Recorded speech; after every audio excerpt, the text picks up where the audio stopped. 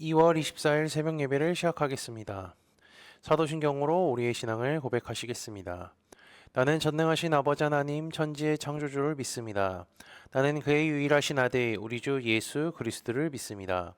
그는 성령으로 잉태되어 동정녀 마리아에게서 나시고 본디오 빌라도에게 고난을 받아 십자가에 못 박혀 죽으시고 장사된 지 사흘 만에 죽은 자 가운데서 다시 살아나셨으며 하늘에 오르시어 전능하신 아버지 하나님 우편에 앉아 계시다가 거기로부터 살아있는 자와 죽은 자를 심판하러 오십니다. 나는 성령을 믿으며 거룩한 공교회와 성도의 교제와 죄를 용서받는 것과 몸의 부활과 영생을 믿습니다. 아멘. 다 함께 찬송가 309장 찬양하시겠습니다.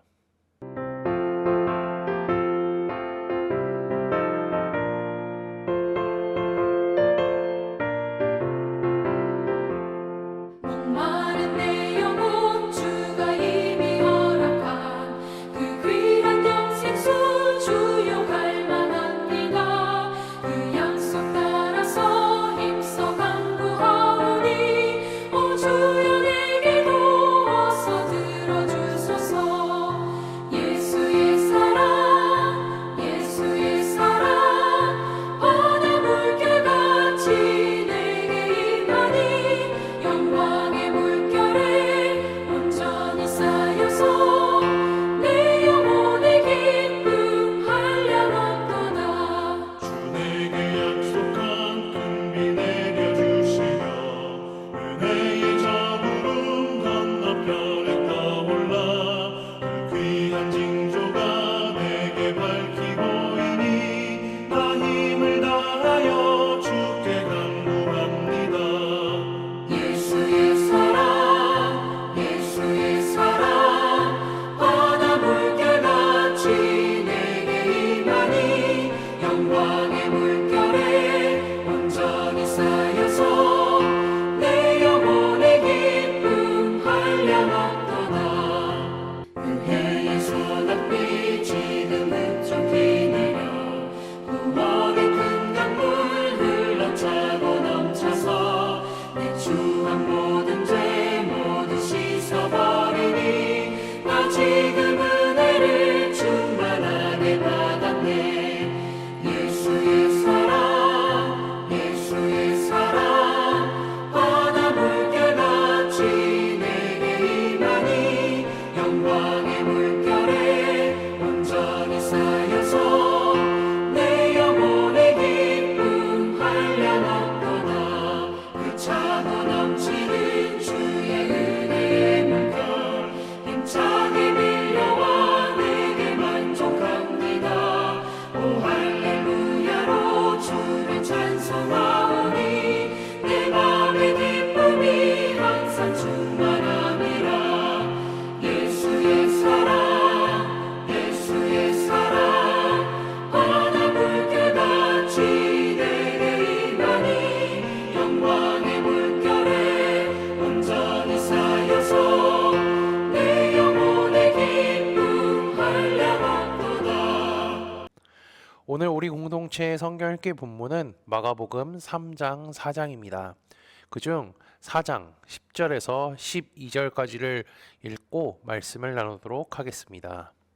예수께서 홀로 계실 때에 함께한 사람들이 12제자와 더불어 그 비유들에 대하여 물으니 이르시되 하나님 나라의 비밀을 너희에게는 주었으나 외인에게는 모든 것을 비유로 하나니 이는 그들로 보기는 보아도 알지 못하며 듣기는 들어도 깨닫지 못하게 하여 돌이켜 죄 사함을 얻지 못하게 하려 함이라 하시고. 아멘. 우리가 지난주 토요일부터요 마가복음을 읽고 있습니다. 마가복음은요 총 16장으로 되어 있으며 저자는 마가입니다. 마가복음을 이제 저작했던 저작 장소는요 뭐 갈릴리, 시리아, 이집트, 로마 등 다양한 곳이 거론되지만 많은 학자들은 대부분 로마에서 기록했을 가능성이 높다라고 생각합니다. 마가복음을 전체적으로 나누면요 1에서 10장까지는 예루살렘으로 가는 여정에서의 사역이며 그 다음에 이제 11장에서 16장까지는 예루살렘의 사역으로 해갖고 총 이것을 나누면 두 부분으로 나눌 수가 있습니다. 마가복음은요, 그리고 우리가 잘 알고 있는 복음서 중에 하나며 제일 먼저 기록되었을 뿐 아니라 복음이라는 새로운 장르, 주제를 만들어서 기독교의 탄생과 발전에 지대한 공헌을 하기도 한 성경입니다. 그렇다면요, 이 마가복음을 기록한 저자인 마가는 누구일까요? 사도행전 12장 12절을 보면 이제 마가라 하는 요한이 언급됩니다. 이 사실은요, 그가 이중 언어 사용자임을 보여주죠. 그리고 사도행전 12장에 보면 마가의 어머니 마리아의 집에 모여서 베드로의 석방을 위하여서 기도하는 장면이 나오는데, 그것을 보아 그의 집은 규모가 컸으며 여종갓이 있을 정도로 넉넉한 집안이었음을 우리는 확인할 수가 있습니다. 그리고 그는 바울과 선교 여행을 떠났지만 도중에 중도하차를 한 이력이 있습니다. 그 뒤로 바울은요, 그를 데리고 가는 것을 거부하지만 바나바가 그를 데리고 선교 사역에 동참하여 선교를 돕도록 이끌기도 했습니다. 그런데 이제 바울은 이때 거부했잖아요. 근데 훗날 바울의 평가가 바뀌게 됩니다. 그를 향해 이런 표현을 하는데요. 나의 동역자, 나의 아들이라는 이런 표현을 씁니다. 마가는 비록 처음에 믿음이 좌초된 사람이었으나 훗날 초기 교회에 큰 유익을 준 인물로 변화되었습니다. 이러한 마가의 경험, 어디서 좀 비슷한 느낌이 나지 않나요? 베드로와 비슷하지 않습니까? 그렇기 때문에 베드로와 동질성을 우리는 또 강하게 느낄 수도 있습니다. 그리고 마가복음을 읽다 보면요, 일종의 전기문학과 같은 느낌을 받지만 이 복음서는요, 고대 유명의 전기들과 다른 독특한 특징이 있습니다. 먼저 그는 자신이 소개하는 주인공 예수님이 하나님의 아들임이라고 분명히 강조합니다. 그리고 예수님의 출생 장면이나 어린 시절에 대한 묘사를 생략하죠. 게다가 예수님께서 가르치셨다고 언급하면서 그 가르침의 내용이 무엇인지는 자세히 기록하지 않습니다. 그리고 또 다른 특징은요, 그의 책 3분의 1 정도는요, 예수님의 죽음과 관련한 내용을 서술하는 데 힘썼습니다. 그리고 그는 예수님뿐 아니라 제자들에게도 초점을 맞춰서 이야기를 전개하죠. 이러한 점을 생각하시며 마가복음을 읽으면요, 큰 도움이 되실 겁니다. 이제 마가복음 1장에서 4장, 오늘 4장까지 읽는데요. 예수님께서 여기는요, 갈릴리 호수 주변의 육지, 호숫가를 중심으로 사역하는 내용이 나오죠. 제가 읽었던 말씀은요, 씨 뿌리는 비유와 연관되어 있는 내용으로 이것은 갈릴리 바다 옆 육지에서 사람들과 제자들이 들었던 가르침 중에 하나입니다. 예수님은 비유로 하나님 나라에 대해서 설명해 주십니다. 이 비유는 신앙생활을 하면서 많이 들으셨을 거죠. 상세한 내용은 이제 성경을 읽어보시면 되고요. 이와 동일한 비유는요, 마태복음에도 잘 기록되어 있습니다. 마가는 예수님께서 이 비유에 대해 풀이해 주시는 것을 기록했습니다. 먼저 씨를 뿌린다는 것을 14절에 보시면 말씀을 뿌리는 것이라 설명하죠. 하나님의 말씀인 좀 더 좁은 의미로 한번 생각해 볼까요? 복음은요, 어느 누구에게나 선포되고 어느 누구나 들을 수 있습니다. 하지만 그것을 듣는 사람들의 마음이 네 가지로 나뉜다는 거죠. 먼저 길가에 뿌려진 씨앗, 이것은 새가 즉시 먹은 것과 같은 이제 표현을 하는데, 이것은 말씀이 뿌려지자마자 사탄이 와서 방해하는 것을 의미합니다. 그리고 돌밭에 뿌려진 사람은요, 말씀을 인하여서 즉시 기쁨으로 받다가 뿌리가 제대로 내려지지 않았기에 반란이나 박해가 생기면 금방 넘어지는 것을 뜻하죠. 그럼요, 가시떨게 떨어진 사람, 이것은 어떡할까요? 어떤 사람일까요? 하나님의 말씀은 듣고 잘하지만 세상의 염려와 재물의 유혹 등으로 인하여서 열매를 맺지 못합니다. 그리고 좋은 땅에 뿌려진 경우에는 말씀을 듣고 자라서 30배, 60배, 100배의 결실을 맺는 사람이죠. 이는 모든 사람들에게 하나님의 말씀, 복음이 선포될 때에 사람들의 반응이 가지각색이라는 것을 의미합니다. 우리는요, 어떠한 사람의 믿음을 확인하려면 그 사람의 행동, 말, 마음가짐을 통하여서 확인할 수가 있습니다. 주님은 이 같은 비유를 가르쳐 주신 이유가 있죠. 모든 씨가 뿌려졌을 때 새들이 와서 먹었던 것과 같이 하나님의 말씀이 사람들에게 뿌려질 때 사탄이 항상 그것을 없애려고 하기 때문입니다. 그렇게 12절에 이러한 말씀을 하셨던 거죠. 이는 그들로 보기는 보아도 알지 못하며 듣기는 들어도 깨닫지 못하게 하여 돌이켜 죄 사함을 얻지 못하게 하려 함이라 하시고. 사탄은 사람들에게 말씀이 뿌려져서 죄 사함을 얻지 못하게 하는 것이 그의 큰 목적입니다. 하나님의 말씀, 즉 복음으로 인하여서 죄를 깨닫고 회개하여서 하나님께로 돌아오게 하는 것을 막는 것이 사탄의 계획과 목적이라는 거죠. 그래서 주님은요, 성도들에게 우리의 마음 상태가 어떤지, 어떻게 될지 모르니까 늘 경계하고 조심하라는 겁니다. 씨뿌린 자의 비유 해석을 보면요, 믿는 자들이 세상에서 겪을 유혹이 무엇인지 다 나와 있습니다. 17절 중반을 보시면 환난이나 박해가 나오고요. 19절을 보시면 세상의 염려, 재물의 유혹, 기타 욕심들이 나옵니다. 이것들은요, 그리스도인들이 세상을 살다 보면요, 겪을 수밖에 없는 일입니다. 그리고 이것들로 인해서 믿음의 길을 떠나는 사람들도 생기기 마련이죠. 주님은 그리스도인들이 사탄으로 인하여서 이러한 일을 겪을 것이기 때문에 주님을 찾아와 영생을 물었던 자를 향하여서 이렇게 평가하시기도 하는 것을 우리는 확인할 수가 있습니다. 예수께서 둘러보시고 제자들에게 이르시되 재물이 있는 자는 하나님의 나라에 들어가기가 심히 어렵도다 하시니, 그만큼 주님께서 말씀하신 것들이 사람의 발목을 잡아 온전한 그리스도인이 되게 하지 못하며 영생으로 나아가지 못하게 만든다는 겁니다. 그렇게 끝없는 고난과 유혹 속에서도 우리는 어떻게 살아가야죠? 인내하며 살아가야 한다는 것입니다. 그렇게 인내하며 살아갈 경우 우리의 밭은 좋은 밭이 되며 주님께서 말씀하신 30배, 60배, 100배의 결실을 맺을 것입니다. 코너스톤 형제 자매 여러분, 우리는 매일 유혹에 빠져 살아갑니다. 그리고 세상 속에서 살아갑니다. 그때의 믿음의 싸움, 사탄과의 싸움에서 승리하셔서 주께서 말씀하신 좋은 밭이 되어 아버지께서 주실 놀라운 열매를 맺는 삶을 살아가기를 주님의 이름으로 축복합니다. 다 함께 찬송가 93장 찬양하시겠습니다.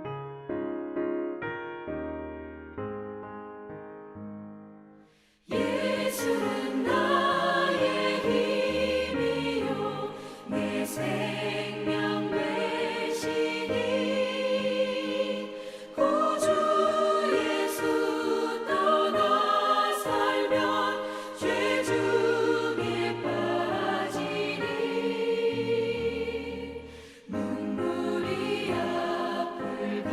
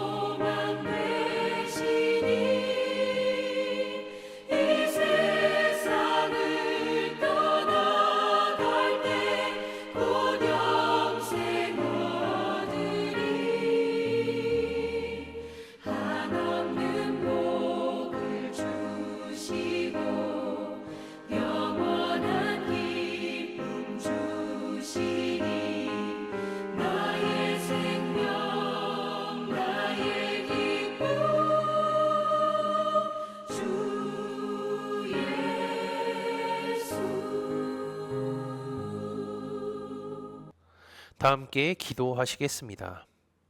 11주간의 말씀을 잘 듣게 하시고 하나님의 친구는 어떤 사람인지 어떻게 살아가야 하는지 말씀을 통해 깨닫는 은혜를 주심에 감사합니다. 오늘부터 한 주간 세상 속에서 살아갈 텐데 주님의 말씀을 굳게 붙잡고 살아가게 하시며 어려움 속에서도 나와 늘 함께 하시는 주님을 생각하며 승리하는 삶을 살게 인도하여 주옵소서. 오늘 말씀을 통해 예수님께서 씨 뿌리는 자의 비유를 설명해 주신 것을 기억하게 하시고 나에게 뿌려진 주님의 말씀이 잘 심겨지고 자라서 환난과 고통 속에서도 고난 속에서도 주께서 주시는 놀라운 열매를 맺는 삶을 살도록 인도하여 주옵소서. 지난주 말씀을 기억하며 기도합니다. 하나님의 친구인 아브라함에게 증표를 주셨습니다. 이름을 바꿔주셨고 할례를 통한 약속을 해주셨을 뿐만 아니라 성경 말씀을 통하여 눈에 보이는 증표까지 허락하셨음을 기억합니다. 우리에게도 말씀과 믿음이라는 증표를 주셨으니 하나님의 친구라는 증표를 가지고 신실하게 믿음을 지키며 살아가게 인도하여 주옵소서. 예수 그리스도의 이름으로 기도합니다. 아멘. 이 시간 합심으로 기도할 제목들을 나눕니다. 먼저 성부, 성자, 성령, 삼위 하나님을 묵상하며 경배하는 삶을 살도록 기도하시고 회개와 경건한 삶을 살도록 기도하시기 바랍니다. 교회를 이끌어 가시는 사랑하는 담임 목사님과 사역자들을 위해 기도해 주시기 바라며 화요일에 진행되는 성역 공부와 목요일에 진행되는 목회자 세미나를 위해 기도해 주시고 속으로 번들을 위해 환호의 건강과 회복을 위해 각자 가지고 계신 기도의 제목들을 놓고 기도하시기를 바라며 오늘도 주 안에서 승리하십시오.